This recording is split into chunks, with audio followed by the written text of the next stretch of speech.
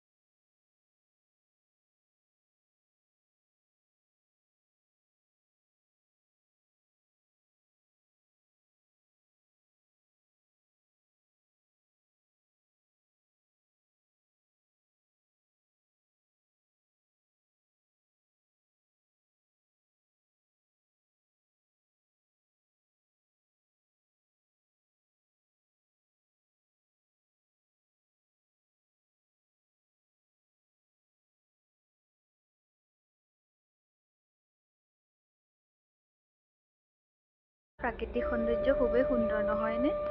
আৰু এয়া এইফালে আছে এখন শিশু উদ্যান, আপোনালোকক দেখাবলৈ যত্ন কৰিছোঁ বাৰু।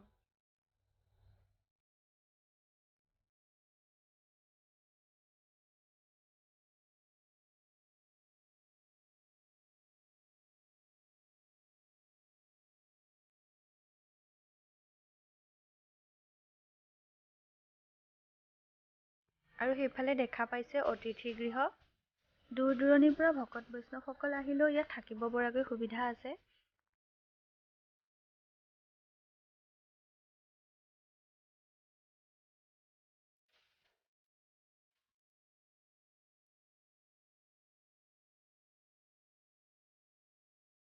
এয়া হৈছে প্ৰধান নামঘৰ ভাগ, আৰু ইয়াতে চাকি এগছ জ্বলাই লওঁ আহকচোন।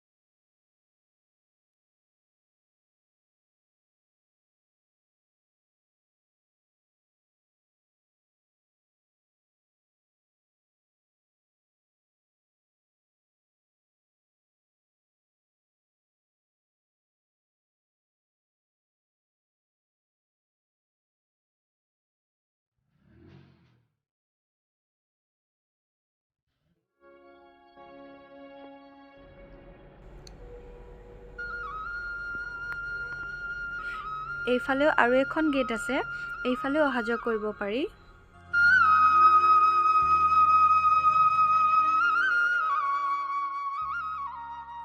এতিয়া আপোনালোকক দেখাব বিচাৰিছোঁ মহাপুৰুষ শ্ৰী শ্ৰী মাধৱদেৱৰ জন্মভেটি, অৰ্থাৎ গুৰুগৃহ। আহকচোন চাওঁ। ইমান ধুনীয়াকৈ সজোৱা হৈছে, খুবেই সুন্দৰ পৰিৱেশ নহয়নে? আহকচোন চাই থাকোঁ।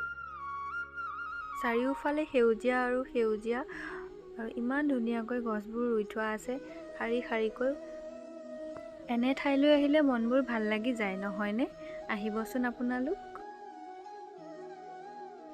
এয়াই হৈছে গুৰুগৃহ, য'ত মহাপুৰুষ মাধৱদেৱৰ জন্ম হৈছিল বুলি কোৱা হয়। আৰু এভাগ থান আছে, সেইভাগ থানতো এনেকৈ গুৰুগৃহ আছে, আপোনালোকক সেয়াও দেখাম। ভিডিঅ'টো শেষলৈকে চাই থাকিব।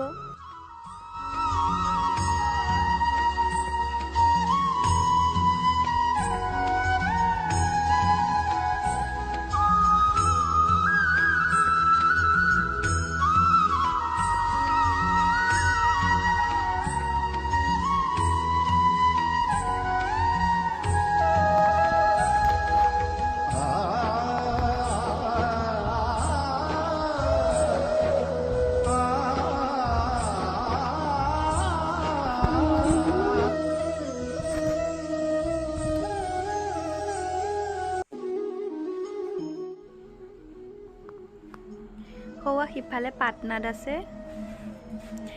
গুৰুগৃহৰ চাৰিওফালে এপাক চাওঁ আহকচোন।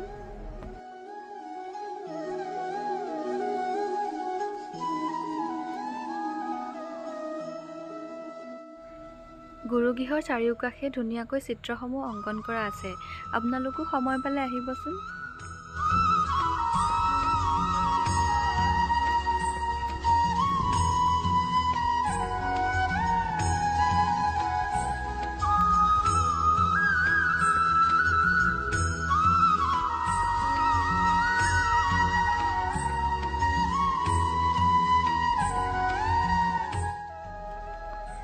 আমাৰ এই ভাগ থান চোৱা হৈ গ'ল। যিমান পাৰোঁ আপোনালোকক দেখাবলৈ চেষ্টা কৰিলোঁ। আৰু এভাগ থান আছে, বলকচোন আমি তালৈ যাওঁ। দ্বিতীয় ভাগ থান আমি আহি পালোহি, বলকচোন ভিতৰলৈ যাওঁ।